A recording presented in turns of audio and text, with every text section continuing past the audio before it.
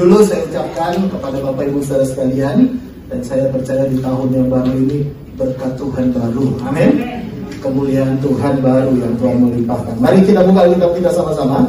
1 Samuel pasal yang ke-23, kita baca di ayat yang ke-15 mulai. 1 Samuel pasal 23, kita baca di ayat yang ke-15 mulai. Lihat firman Tuhan berbunyi demikian. 1 Samuel 23 ayat 15 sampai dengan 17. Daud takut karena Saul telah keluar dengan maksud mencabut nyawanya ketika Daud ada di padang gurun Sif di Horesa. Maka bersiaplah Yonatan anak Saul lalu pergi kepada Daud di Horesa. Baca perhatikan, iya apa saudara? Menguatkan kepercayaan Daud kepada Allah dan berkata kepadanya, janganlah takut, sebab tangan ayahku Saul tidak akan menangkap engkau. Engkau akan menjadi raja atas Israel dan aku akan menjadi orang kedua di bawahmu. Juga ayahku Saul telah mengetahui yang demikian itu. Yang percaya dengan Tuhan sama-sama katakan amin. Ayat 15 berkata Daud takut. Saya percaya semua orang punya ketakutan tersendiri, betul nggak? Ada orang berkata, Pak, saya nggak takut masalah ekonomi, saya cuma takut sama istri saya. Ya kan? Ada orang berkata, Pak, saya nggak takut sama istri saya, cuma saya takut keadaan ekonomi hari ini. Ada orang berkata, Pak, saya takut, Pak, kondisi kesehatan memburuk.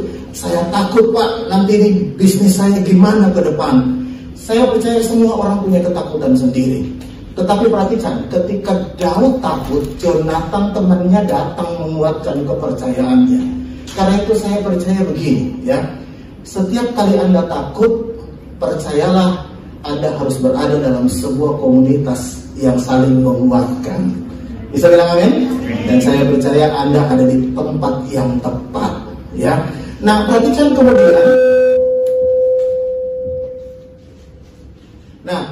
kemudian, ya. Alkitab berkata Daud menguatkan kepercayaan. Pertanyaannya begini, apakah Daud kurang percaya sehingga perlu Yonatan menguatkan kepercayaannya? Sebenarnya Daud percaya Tuhan. Loh, kalau dia percaya Tuhan, kenapa dia takut? Ya kan? Kalau dia percaya Tuhan, kenapa dia takut? Nah, saya yakin kita juga percaya Tuhan, kadang-kadang kita takut, kan? Betul nggak? Lalu kenapa Daud harus menguatkan kepercayaannya? Ternyata kalau saudara nanti saya akan jelaskan, ada beberapa hal yang perlu kita kuatkan kepercayaan kita kepada Tuhan di saat kita takut. Saya yakin semua kita percaya Yesus Tuhan. Amin. Tapi ada hal-hal yang perlu kita kuatkan iman kita di saat engkau takut. Apa itu? Kalau saudara baca di dalam ayat yang ke-14, ayat sebelumnya, dikatakan begini. Ya, maka Daud tinggal di padang gurun di tempat perlindungan. Ia tinggal di pegunungan di padang gurun Sif. Dan selama waktu itu Saul mencari dia, tetapi Allah tidak menyerahkan dia ke dalam tangannya. Jadi Daud itu dikejar-kejar oleh seorang raja, bukan preman pasar yang kejar dia, raja. Ya, artinya begini, kemungkinan kecil sekali Daud itu bisa lolos.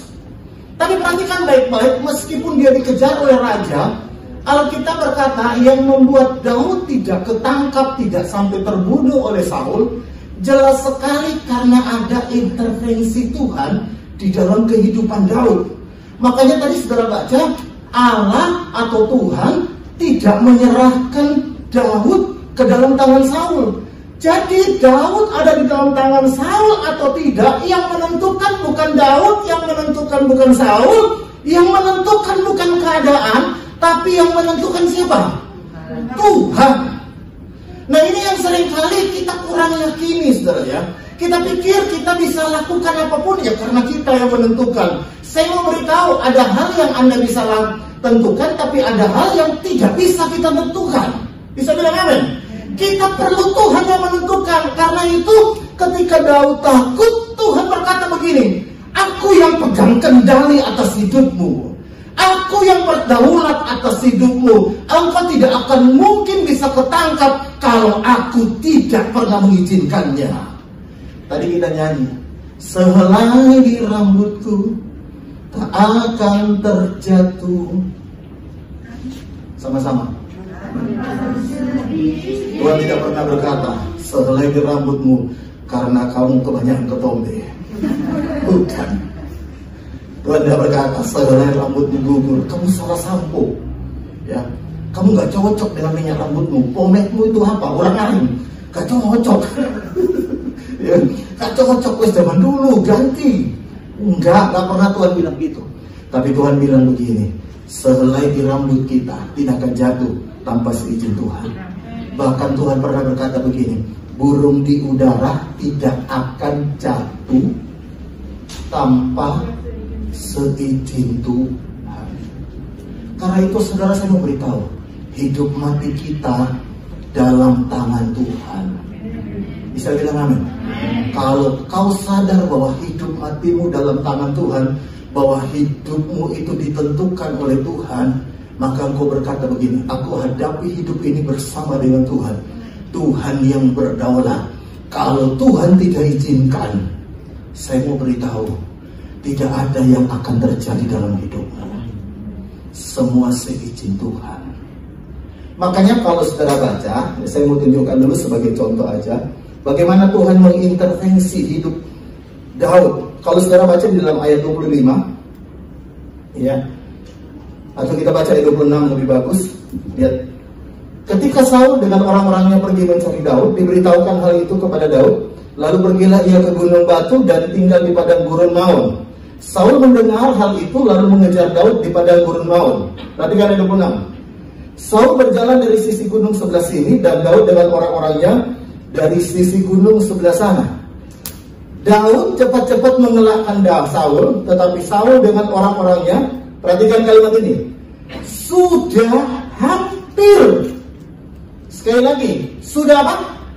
Hampir mengepung Daud serta orang-orangnya untuk menangkap mereka. Jadi kalau saudara mau tahu gimana kisahnya itu Daud ada di sebuah bukit, sebuah gunung ya.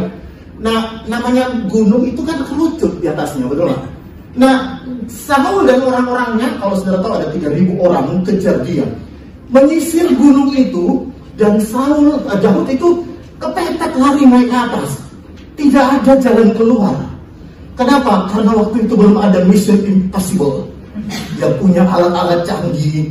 Ya, begitu Daud terdesak langsung bunyi soundtracknya, deng deng deng deng deng deng. Lalu Daud pakai alat-alatnya lalu terbang di mana? Tidak ada. Jadi Alkitab berkata Daud hampir ketangkap. Kalau namanya hampir ketangkap betul-betul nyaris. Tapi kemudian ayat 27, ya, ketika seorang suruhan datang kepada Saul dengan pesan, segeralah mundur, sebab orang Filistin telah menyerbu negeri. Ayat 28 perhatikan. Maka berhentilah Saul mengejar Daud dan pergi menghadapi orang Filistin itu. Itulah sebabnya orang menyebut tempat itu Gunung Batu Kelebutan. Jadi saudara tahu, Saul itu sangat menghabisi Daud. Tapi udah mau ketangkap, tiba-tiba ada orang kasih tahu, Saul, pulang. Kita diserang orang Filistin. Bayangin, Saul mau tidak mau, dia pulang dengan gemes banget, betul. Dia pulang dan tidak jadi membunuh Daud waktu itu.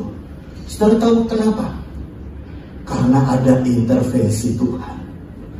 Anda tanpa sadar bolak-balik sebenarnya menghadapi sesuatu yang Anda mungkin tidak bisa tanggung. Tapi kalau hari ini kita bisa ada, saya beritahu, itu karena ada intervensi Tuhan. Tangan Tuhan yang tidak kelihatan ikut bekerja, menjaga, meluputkan kita. Karena itu saya mau beritahu kepada saudara, ya, kalau kau punya ketakutan hari ini, kau berkata, Tuhan, hidupku dalam tangan Tuhan. Kalau Tuhan izinkan pasti terjadi, ya. Tapi kalau Tuhan tidak izinkan, gak mungkin terjadi. Saya bisa dengar kata amin. Itu bagian yang pertama. Yang kedua, kalau saudara baca, saya tidak akan kemana-mana dalam 1 Samuel ini. Baca sama-sama di dalam ayat yang ke-11 atau ayat 10. Perhatikan ayat 10. 1 Samuel 23 ayat 10. Berkatalah Daud, Tuhan Allah Israel hamba-Mu ini telah mendengar kabar pasti bahwa Saul berikhtiar untuk datang ke Kehilah dan memusnahkan kota ini karena aku. Jadi Saul itu tahu Daud ada di Kehilah. Ya, dia datang mau mencari Daud. Ayat 11. Akan diserahkankah oleh warga-warga kota Kehilah itu aku ke dalam tangannya? Perhatikan ya, Daud tanya kepada Tuhan, Tuhan, apakah orang-orang Kehilah itu akan menyerahkan aku ke dalam tangan Saul? Akan datangkah Saul seperti yang telah dengar oleh hambamu ini? Tuhan Allah Israel beritahukanlah kiranya kepadamu hambamu ini. Jawab Tuhan, ia akan datang. Ayat 12 perhatikan. Kemudian bertanyalah Daud, akan diserahkankah oleh warga-warga kota Kehilah itukah aku dan orang-orangku ke dalam tangan Saul? Firman Tuhan, akan mereka serahkan. Jadi kalau saudara tahu konteksnya, Daud itu ada di kota Kehilah, ya.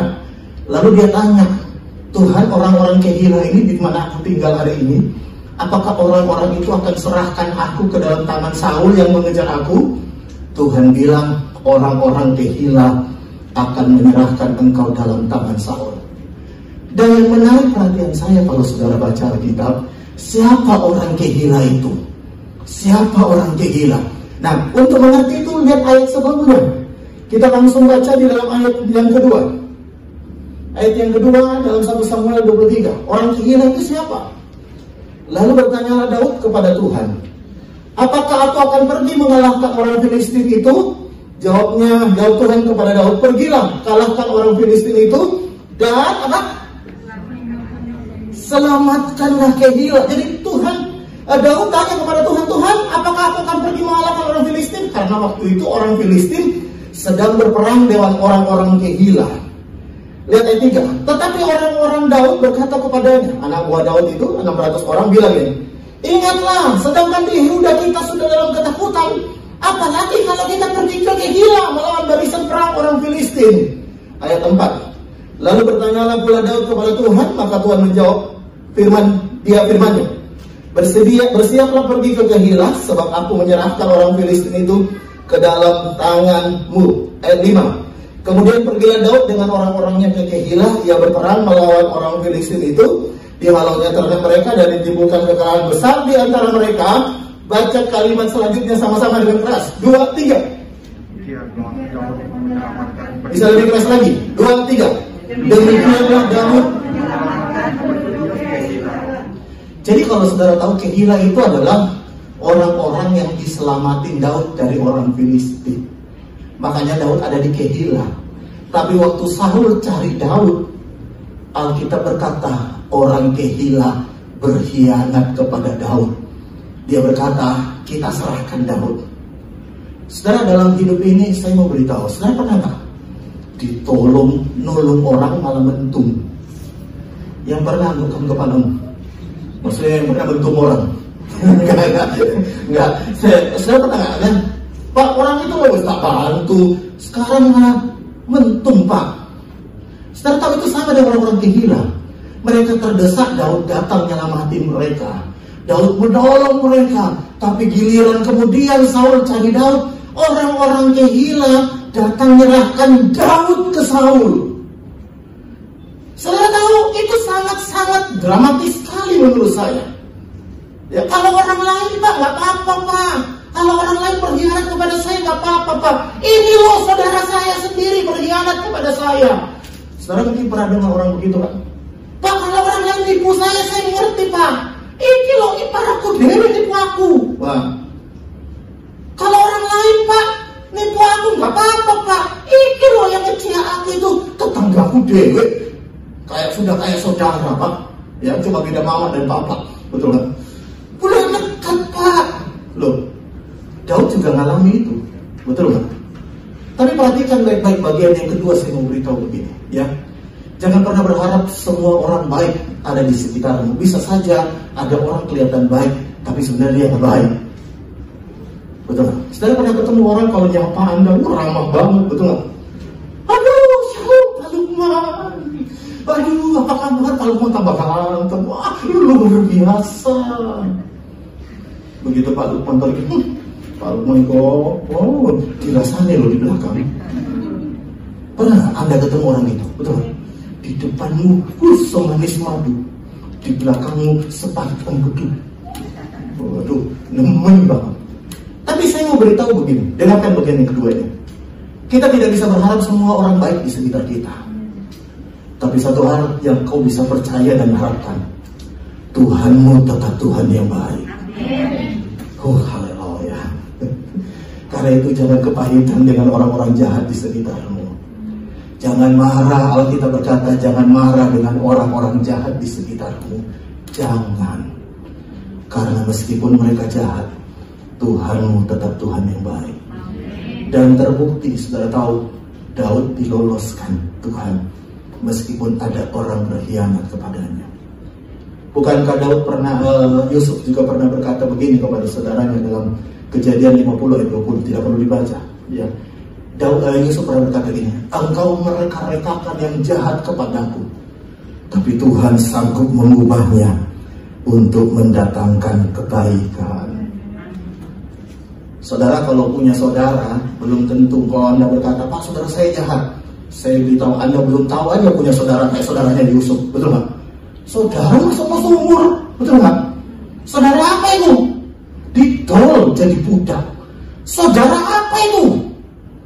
Tapi Yusuf bisa berkata gini, kau boleh jahat kepada aku, kau boleh merencanakan yang buruk kepada aku, tapi aku punya Tuhan yang baik, yang selalu bisa mengubah keadaan buruk jadi baik. Saya nggak tahu, mungkin Anda berkata gini, Pak, saya di sekitar saya semua orang baik, cuma satu yang buruk, keadaanku, Pak. Pak, di sekitarku itu semua orang baik, cuma satu yang buruk, dompetku, Pak. Rekeningku, Pak. Itu pas setiap kali saya lihat nangis aku, Pak. Betapa buruknya. Mungkin kau berkata, Pak, keadaanku ini buruk hari ini, Pak. Buruk, Pak. Buruk hari ini keadaanku, Pak. Ekonomiku buruk, rumah tanggaku buruk, semuanya buruk. Tapi ingat satu, sekelilingmu boleh buruk, bukankah kau bisa lihat ke atas dan engkau berkata, aku punya Tuhan yang baik. Itu sudah cukup untuk mengubah segalanya. Itu sudah cukup, betul gak? Engkau dikelilingi 10 orang buruk, 10 keadaan buruk, 10 masalah buruk, cukup satu Tuhan yang baik, selesai semua. Ya kan? Itu kayak sabun dulu tuh, satu untuk semua. Sabun apa itu dulu istilahnya? Kalau Anda tahu berarti kita selecting, ya. Oh sunlight terbukti sabun cat tangan, bersihkan semuanya di rumah Anda. Apalagi cukup satu Tuhan yang baik, sanggup mengubah semua keadaan yang buruk. Amin.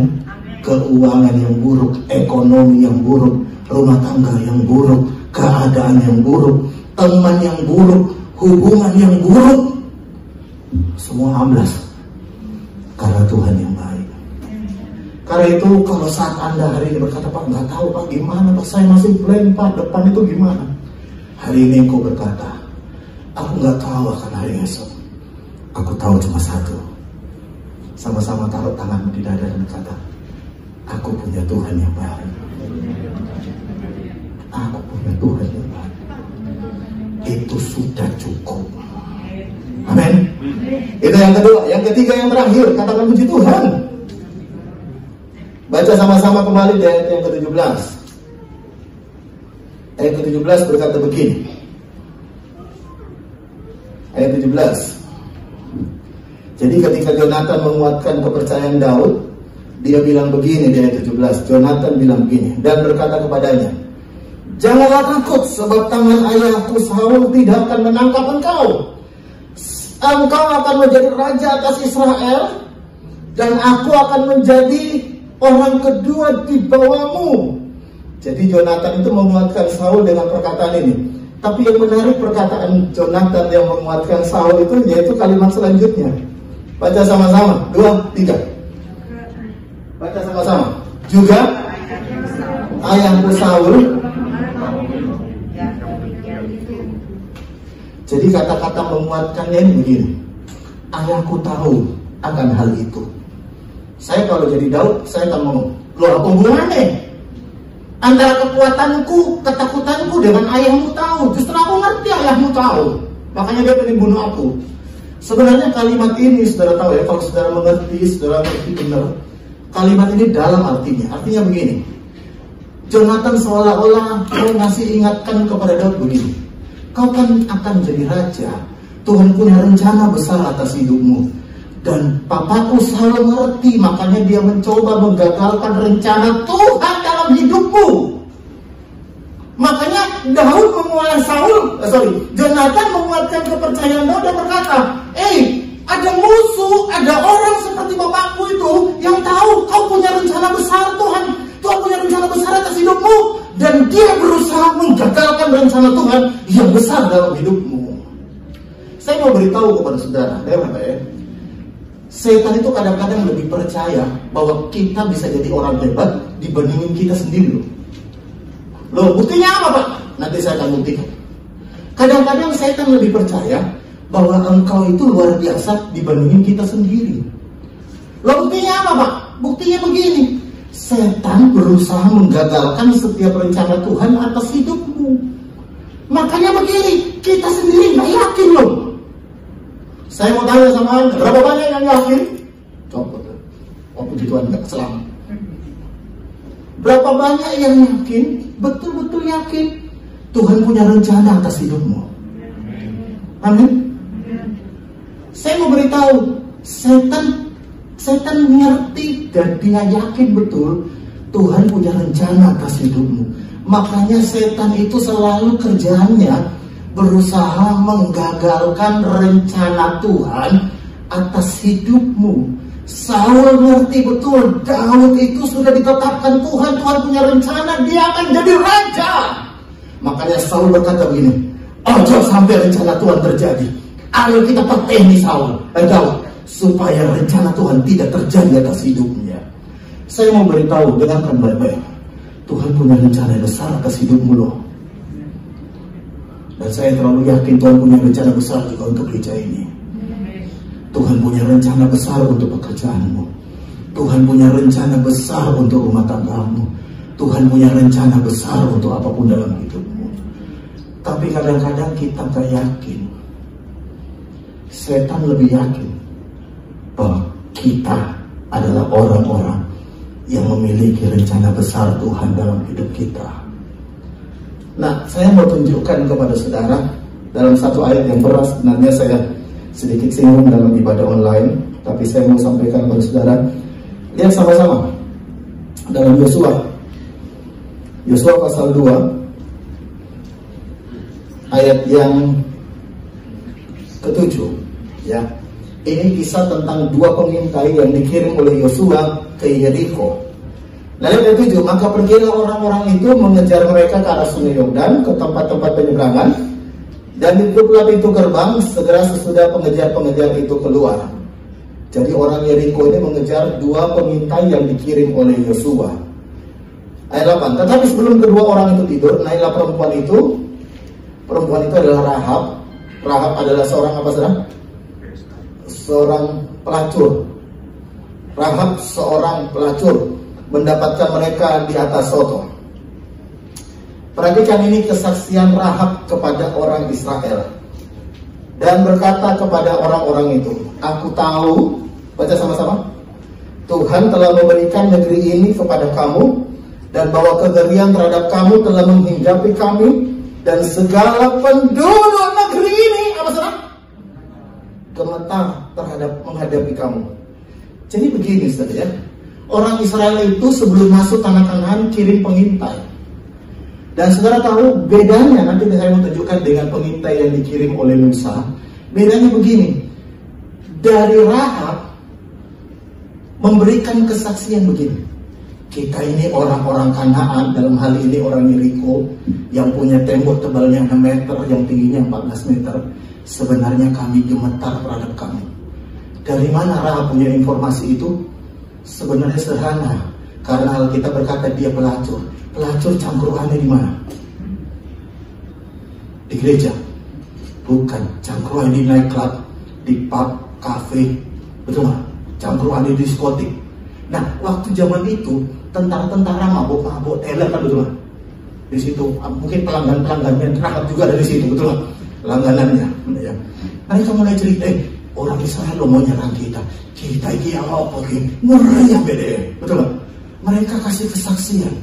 Nah, makanya kalau saudara perhatikan ya, kenapa Tuhan pakai pelacur? Karena pelacur itu ngerti banyak hal. Bisa bilang amin? Makanya pelacur dipakai Tuhan untuk kasih kesaksian. Saya mau beritahu ya, kalau seandainya hari ini setan diwawancarai, saya nggak mau kasih contoh karena saya tahu di sini nggak ada setan. Amin. Kalau seandainya setan diwawancarai, apa tante bukan setan maksudnya. Ya. Gimana pendapatmu tentang bapak itu? Dia akan ngomong, bapak itu loh, aku ngerti Tuhan punya rencana atas hidupnya. Aku takut sama dia. Dia disertai Tuhan. Dia diurapi Tuhan. Kemana-mana ada malaikat Tuhan menjaga dia. Kalau seandainya setan bisa kesaksian dengan jujur hari ini, sayangnya dia suka bohong. Makanya Tuhan pakai pelacur lebih jujur. Harganya juga bisa nego lagi. Nah, saya beritahu Tuhan pakai pelacur, dia lebih jujur. Dia ngomong. Tentara-tentara nggak mungkin ngomong, tau, betul nggak? Bahwa aku takut sama kau, nggak mungkin. Tapi pelanggan setianya, yaitu si Rahab, bisa ngomong, ya, dicurhatin, betul nggak? Makanya Rahab bisa ngomong. Saya mau beritahu, beda banget ketika orang Israel itu yang dikirim oleh Musa. Lihat dalam Bilangan 13 ayat 30. Lihat. Bilangan pasal 13 ayat 30. Itu beda banget ketika orang Israel dipimpin oleh Musa memutus mengintai. Lihat berkata begini, Kaleb berkata begini, kemudian Kaleb mencoba menentangkan hati bangsa itu di hadapan Musa. Katanya, tidak, kita akan maju menduduki negeri itu, sebab kita akan mengalahkannya. Jadi Kaleb bilang, kita akan maju lawan orang Kanaan. Tapi ayat 31, tapi orang-orang yang pergi ke sana bersama-sama dengan dia berkata, kita tidak dapat maju menyerang bangsa itu, karena mereka lebih kuat daripada kita. Dan ayat 32, juga mereka menyampaikan kepada orang Israel kabar busuk. Saudara tahu kabar busuk dalam terjemahan aslinya itu diterjemahkan kabar bohong, hoax. Kalau dalam bahasa kita sekarang, kabar buruk, kabar busuk, kabar bohong, kabar hoax tentang negeri yang diintai mereka. Dan mereka berkata, negeri yang telah kami lalui untuk diintai adalah suatu negeri yang memakan penduduknya. Itu hoax. Saya bilang amin. Dan semua orang yang kami lihat di sana adalah orang-orang petinggi-tinggi perawakannya. Itu hoax. Ayat 33. Juga kami lihat di sana orang-orang raksasa yang enak berasal dari orang-orang raksasa. Perhatikan ini hoax lebih gemuk lagi. Kami lihat diri kami seperti belalang. Dan demikian juga mereka terhadap kami. Jadi mereka ngomong begini, ya. Kami ini lihat diri kami seperti belalang dan musuh kami lihat kami seperti belalang. Apa itu benar? Gak benar. Itu hoax. Yang benar, musuhmu ketakutan dengan engkau. Bisa bilang amin? Yang benar, setan ketakutan dengan engkau. Makanya saya bolak-balik bilang begini, kalau engkau di rumahmu ada setan, jangan pindah karena ada setan. Setannya yang disuruh pergi. Karena setan gak bayar uang sewa. Yang bayar uang sewa itu Anda, betul gak? Setan gak bayar listrik, setan gak bayar air, setan gak bayar kontrakan, setan gak bayar cicilan. Kok kita yang pergi, dia gratis, kok kita malah diusir? Yang benar itu setiap kali setan lihat engkau, saya mau beritahu, setan sebenarnya gemetar. Makanya begini, Saul itu sebenarnya takut dengan Daud. Dia berusaha menggagalkan semua rencana Tuhan atas hidup Daud. Makanya dia kejar-kejar dia, karena dia takut. Coba lihat dirimu hari ini. Kalau Anda takut, berarti ada yang salah dari berita hoax yang kau dengar. Sebenarnya yang takut itu setan. Kau tahu? Bisa bilang amin? Di dalam dirimu Tuhan bilang begini, aku tidak pernah memberikan roh ketakutan kepadamu. Aku memberikan roh yang lebih besar dari dunia ini. Roh dalam diri kita. Jadi kalau boleh dibilang begini ya, kalau bahaya ini, setiap kali setan lihat kita, dia akan ngomong, ini setan kongko-kongko saling ngomong. Dia akan ngomong, ibu itu loh, diurapi Tuhan, aku bolak-balik pengen jatuhin dia, tapi aku gak bisa, karena dia dijaga Tuhan. Sementara kita ini jaga Tuhan, karena setan di mana-mana. Bayangin, orang takut dengan takut ketemu, itu seperti kita ketemu tikus. Setelah kita ketemu tikus, yang lari siapa? Tikusnya yang lari, Pak. Betul nggak? Kalau tikusnya lari ke sana, kita lari ke sini. Sama ketika Anda ketemu setan, tahu nggak? Setan, aduh ketemu aku orang diurapi Tuhan, aduh ketemu aku orang yang dijaga Tuhan, aduh ketemu aku dengan orang yang dikawal malaikat Tuhan. Dia yang lari, kita yang lari. Yang benar adalah, di dalam dirimu lihat ada roh yang lebih besar. Amin. Jangan lihat dirimu sebagai lusa, sebagai pecundang. Aduh Pak, aku gak bisa apa-apa Pak. Memang Anda gak bisa apa-apa tanpa Tuhan. Tapi bukankah Tuhan bersamamu? Amin. Pak, aku lemah Pak, gak kuat aku. Memang kalau engkau sendiri engkau gak kuat. Bisa bilang amin. Tapi engkau bersama Tuhan. Bisa bilang amin. Pak, aku nggak tahu Pak apa nanti yang akan terjadi. Mas aku bingung Pak, nggak tahu aku. Memang kalau Anda bingung, aku dewe bingung. Lihat dewean, betul nggak? Tapi satu hal yang pasti, kita bersama Tuhan. Amin. Anda bersama Tuhan. Lihat wajah kanan kirimu orang yang disertai Tuhan. Nah, lihat ya. Setan takut kepada kita bukan karena kita lebih serang. Jangan, aku takut dia lebih serang. Bukan. Tapi ada Tuhan di dalammu. Bagi berdiri bersama-sama, saya mau ajak satu ayat. Baca satu ayat, saya minta musik. Ya. Lihat Lukas pasal 10. Lukas pasal 10 ayat 17 dan 18.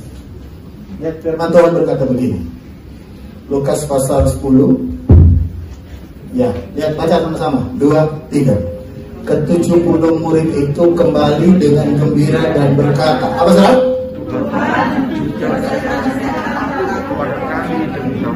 Setannya takluk kepada siapa? Kepada siapa? Kepada kami demi namamu. Jadi kalau kita dengan Tuhan, setan itu takluk. Bisa bilang amin? Setan itu takluk. Anda bersama dengan Tuhan. Lalu lihat, dengarkan kesaksian Yesus. Lalu kata Yesus kepada mereka, dia apa? Aku melihat iblis jatuh seperti kilat dari langit. Kalau saudara berkata, Pak, aku gak pernah lihat setan takut sama aku. Dengarkan kesaksian Yesus. Dengarkan kesaksian Yesus hari ini. Kalau Yesus dewek saya ngomong, aku loh lihat kemarin setan di depan rumahmu jatuh. Dan yo, masa sih? Kakak aku. Sengaja Tuhan tak bikin keto. Karena kalau Anda bikin keto malah Anda gak bisa tidur. Cukup percayalah kesaksian Tuhan. Itu jauh lebih baik. Amin. Masa Tuhan saya ngomong Anda percaya? Jadi masa sih? Tenang kayak gua. Tuhan yang ngomong. Bilang begini bersama dengan saya.